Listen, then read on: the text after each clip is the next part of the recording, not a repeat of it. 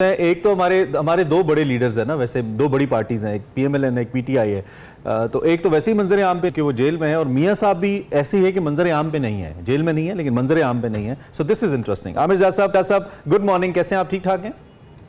आप सुबह बखैर। और बड़ा आपने मेरे ख्याल में हजारों लाखों करोड़ों पाकिस्तानियों की तर्जुमानी की, जिस आपने दर्दमंदी से इंटरनेट की बंदिश या उसका जो सुस्त रवि का आपने तस्करा किया, मैं बड़ा कमेंडेबल है ये चीज। और इससे हर पाकिस्तानी मुतासिर हो रहा है। और ये हुकूमत, शहबाज हुकूमत हर वो काम करिए कि जिससे अवाम तंग हो, बेजार हो, और उनके दिल में जो है इनके खिलाफ जो है मोहब्बत बढ़ जाए। चलिए ये कहना। और वो सारा कुछ उल्टा हो रहा है, उल्टा मुल्क की तबाही के लिए हम सामान करें मिलकर। आपने चूंकि जिक्र छेड़ ही दिया तो मैं इस पे एक सवाल भी आपसे करता चलूं, चूंकि मेरे लिए बड़ा इंटरेस्टिंग था कि पीटीआई ये कह रहा है, पाकिस्तान टेलीकम्युनिकेशन अथॉरिटी, कि they haven't received any complaint so far. उनके ख्याल में तो सब तो ठीक चल रहा है, किधर है स्लो इंटरनेट, उनको ये लग रहा है। तो ये इसको हम एक नाअहली कहें, इसको हम सरफ नजरी कहें, या इसको हम क्या कहें इसको हम? आमिर साहब, मेरे ख्याल में ये अवाम को बेवकूफ समझते हैं। ये समझते हैं कि जूतों समेत आंखों में घुस रहे हैं, जो झूठ बोलेंगे लोग कबूल कर लेंगे। लोग बिल्कुल मतलब है पता नहीं वो है कहाँ से आए हैं कि ये जो जितना मर्जी झूठ बोले ये हमें बेवकूफ समझते हैं, और ये उस तरह की बात कर रहे हैं। ज़ाहिर है वो है ना मिश्रा की जाने न जाने गुल ही न जाने, बाग तो सारा जाने हैं। अभी पता नहीं गुल तो नहीं, मैं कहूंगा गुल तो खूबसूरत चीज होती है, पता नहीं गोभी का फूल है क्या है, बिल्कुल नहीं होता कि इनको समझ में नहीं आ रहा। ये लोग बिल्कुल कहते हैं ना कनेक्टेड नहीं है अवाम से, ये जदीद मईशत से कनेक्टेड नहीं है। आप सोचें कि जिन बच्चों का नुकसान हो रहा है, हम जानते हैं लोगों को, अखबारात में उसकी रोज कवरेज हो रही है, क्या ये अखबार भी नहीं पढ़ते, ये लोग टीवी भी नहीं देखते, क्या ये लोगों से ताल्लुक भी नहीं रखते, किसी आइवरी टावर के अंदर रहते हैं बबल हाउस में, तो लग वही रहा है। और उससे बिल्कुल लगता है कि ये लोग इंडिफरेंट है, नए नए अवाम की परवाह है, नए नए पाकिस्तान की परवाह है, नए मुल्क की मईशत की परवाह है। और मैं इसका जिम्मेदार ये तमाम ये जो आपकी शहबाज हुकूमत है, इनकी वजारत इत्तलात हुआ, इनका मतलब है, और जो लोग हैं, क्योंकि देखें ये सिर्फ एक उसका टेक्नोलॉजी का मसला नहीं है, इजहार राय का भी मसला है। ये लोग लफ्ज से डरते हैं, ये लोग ख्याल से डरते हैं, ये चाहते हैं कि लोग बिल्कुल मुंह पे टेप लगा के बैठ जाए।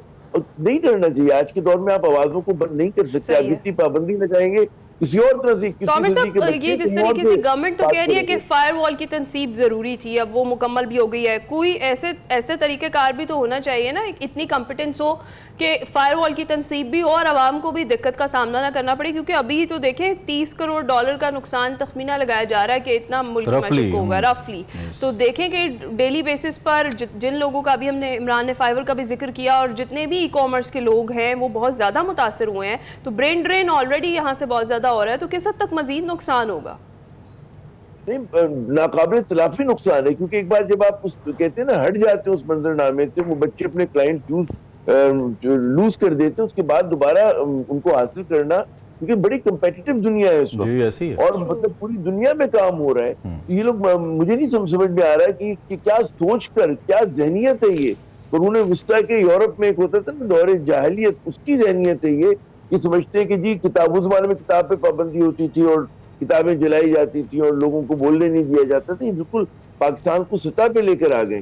तो मुझे तो याद नहीं पड़ रहा कि मतलब मैंने फिर 30 साल का करियर गुजारा है, उसमें मैं बड़ा मुख्तलिफ अखबार देखे, ऐसा बुरा दौर कभी आया हो कि जब लोगों में इतना मायूसी, इतना गुस्सा, इतना उनके अंदर उनको होपलेसनेस है, उनको समझ में नहीं आ रहा कि वो कहाँ जाए। इस मुल्क में एक्स पे पाबंदी को सोचिए, फरवरी से पाबंदी है, और खुद हुकूमती वज़रा, वजीर आजम, उनके जितने लोग हैं हुकूमती, वो तो इस्तेमाल कर रहे हैं VPN के जरिए, और उन्होंने आम आदमी के ऊपर पाबंदी लगाई हुई है। तो ये चीजें जो होती हैं, ये होता है कि खौफजदा हुकूमत है, ब्रिटिल हुकूमत है, कमजोर हुकूमत है, और इस वजह से ये लोग जो है लोगों का मतलब उनको इजहार ख्याल से जो है वो बात करना रखना चाहते हैं। लेकिन मेरे ख्याल में ये चीजें किसी तरीके में कामयाब नहीं होंगी। जितनी पाबंदियां लगाएंगे उससे मुल्क को भी नुकसान होगा, और उससे ज्यादा हुकूमत एक्सपोज भी होगी। और आमिर साहब, अफसोस तो इस बात का है कि ऐसा नुकसान हो जाएगा जो बाद में इररिपेयरेबल होगा, इरिवर्सिबल होगा। आपको याद होगा जब 2016, 17, 18 के पास जब हम इंडस्ट्रीज को देख रहे थे और बिजली हमारी फिर उसके बाद महंगी होना शुरू हुई, तो हमने कुछ ऐसे क्लाइंट्स लूज किए मैन्युफैक्चरिंग के अंदर, प्रोडक्शन के अंदर, जो बांग्लादेश चले गए, वियतनाम चले गए और फिर कभी वापस नहीं आया। फिर हमने देखा ही है कि पाकिस्तान की जो प्रोडक्शन इंडस्ट्री है, मैन्युफैक्चरिंग इंडस्ट्री है या एक्सपोर्ट इंडस्ट्री है, उसका क्या हाल हो गया। तो ये इरिवर्सिबल डैमेज हम कर रहे हैं क्योंकि क्लाइंट जाता वापस नहीं आता। अच्छा, getting back to the next situation जो आपके इल्म है और बड़ी उसके अंदर डेवलपमेंट्स हो रही है ताज़ा तरीन, 2 रिटायर्ड ब्रिगेडियर्स, एक कर्नल, उससे पहले एक जनरल को पकड़ लिया गया, फौज ने अपनी तहवील में लिया और फौज बड़ी फर्म है, मुख्तलिफ पॉइंट ऑफ व्यू से एक्सप्रेस भी कर रही है कि हम ये कर रहे हैं और हम ये करेंगे और हमारा एक बड़ा ट्रांसपेरेंट सिस्टम है। ये किस भूचाल की जानिब, किस तूफान का पेश खेमा है या असल तूफान यही है ज़िया साहब? साहब, बात ये कि इस मुल्क में वो कुछ हो रहा है जो माजी में हमने नहीं देखा, और ये फौज के हवाले से भी मतलब है कि ऐसी मिसाल हमें नहीं मिलती इस किस्म की खुद इत्ताबी बड़ी अच्छी चीज होती है। मगर मैं सिर्फ जो निशानदेही करना चाहता हूँ कि फैज हमीद साहब बहुत ही हिसास इदारे के सरबराह थे, और इस तरह के इदारा जब उनके खिलाफ कार्रवाई हुई तो आपने मतलब है उसके ऊपर सवालिया निशान खड़ा कर दिया। और ये हम जैसे पाकिस्तानियों को बड़ा दुख इस बात का होता है कि हम समझते हैं कि हमारी फौज और हमारे सियासतदारों को तनाज़ों से दूर रहना चाहिए। हम सियासतदानों पर तनकीद करते रहे कि जनाब आप फौज को हर मामले में ना घसीटें।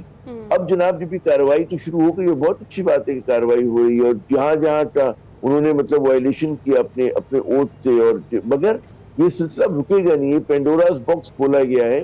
और अच्छी बात है कि आखिर तक जाए, जैसे भी, क्योंकि देखिए फौज जैसा बड़ा मुनज़्ज़म इदारा है जी। और वहां पर हमेशा ये नहीं होता कि अगर कोई अफसर काम कर रहा होता है तो वो उस पर कोई नजर रखने वाले लोग नहीं होते, उसपे इदारे के अंदर भी उसके अपने डिपार्टमेंट में भी नजर रखने वाले होते हैं, और यहाँ पे काउंटर इंटेलिजेंस भी बहुत मजबूत होती है। तो मतलब है कोई भी चीज होती है तो उसमें बहुत सारे लोग शामिल, मतलब है या तो उन्होंने दरगुजर किया उस चीज को, या मतलब है कि उस वक्त जो है बहुत सारे लोग उस चीज में शामिल थे। तो हमें नहीं पता कि बात जहाँ अभी शुरू हुई, 4 अफसरान का नाम आ रहा है, तो ये कहाँ पे जाके रुकेगी और कब रुकेगी ये जाकर। और इससे जो एक हमारे दुश्मनों को मौका मिला है, आपको पता नहीं कि ISI तो लोगों के हमारे जो मुखालफीन है उनके दिलों में खटकती है बहुत ज्यादा, और बहुत ज्यादा आपको देखे उनके खिलाफ मगरबी ममालिक में भी प्रोपेगेंडा किया गया, अखबारात में इश्तहार छापे गए और कोशिश की गई कि पाकिस्तान। तो अब जनाब जब ये सब कुछ हुआ है तो उनको मजीद असलहा मिल गया है, मजीद एमुनेशन मिल गया है पाकिस्तान पे तनकीद करने का। ये भी तो ज़िया साहब लम्हा फिक्रिया है ना कि इतने हमारे प्रीमियर इदारे का, इंटेलिजेंस इदारे का, जिसका दुनिया में एक मकाम है और जिसने पिछले कम से कम 2 दिहाइयों के अंदर जो हमारा 9/11 के बाद जो हमारी वॉर सिचुएशन रही है, कमेंडेबल काम किया है। उनके अंदर खामियां भी होंगी, लेकिन जिस तरीके से मुल्क की डिफेंस लाइन के तौर पे उन्होंने काम किया और इतनी ज़्यादा इंटेलिजेंस को काउंटर किया है दुनिया भर की, इंक्लूडिंग अमेरिकन, इजरायलियन, इंडियन, अफगानी, रशियन, तो इस सारी सूरत हाल के अंदर डेफिनेटली उनकी जो एक स्टेटस रहा है वो बेहतरीन भी रहा है। लेकिन अगर उसका सरबराह सियासत के अंदर ऐसे इन्वॉल्व होगा और फिर उसके बाद नीचे जो अहदेदारान हैं, तो डेफिनेटली फिर ये भी तो ज़रूरी है कि उसको पाक किया जाए, नंबर 1। नंबर 2, कल खान साहब ने जो स्टेटमेंट दी, उन्होंने कहा एक जाने फौज ये कह रही है कि इनका फील्ड जनरल कोर्ट मार्शल करेंगे, इन्होंने लॉज को तोड़ा है, आर्मी एक्ट की खिलाफ वर्जियां की हैं और कवानीन की खिलाफ वर्जियां की हैं इस अहदे पे रहते हुए। और खान साहब कल कह रहे हैं कि वो एक असासा थे, उन्हें ज़ाया कर दिया गया। क्या असासा थे फैज अभी? ये तो है कि आप दीवार की किस तरफ खड़े हुए हैं। ज़ाहिर है कि अगर इदारा उनका अपना इदारा उनको सासा नहीं समझ रहा तो इस सवालिया निशान है।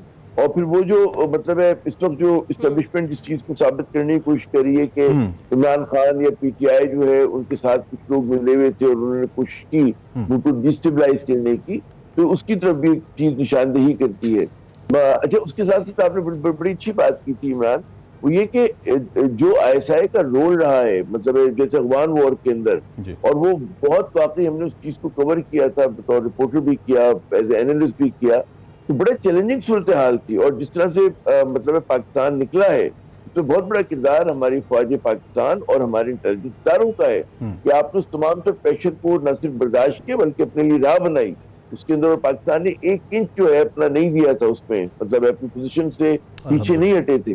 और उसमें ये बिल्कुल कहा था कि क्योंकि पाकिस्तान का मौक़िफ़ मुशर्रफ साहब के दौर से ही था कि जो टेररिस्ट हैं, अलकायदा के टेररिस्ट हैं, पैन इस्लामिक टेररिस्ट हैं, उनकी अकाउंटेबिलिटी हो। और अफगान तालिबान जो है वहाँ की जेन्युइन पॉलिटिकल फोर्स है, उनसे डायलॉग होना चाहिए। और पाकिस्तान हमेशा से डायलॉग की बात करता रहा और हम लोगों ने फैसिलिटेट किया उस चीज को, ठीक है ना, दोहा के अंदर बाद में। तो तमाम चीजें जो है यहीं से गुजर की हुई थी।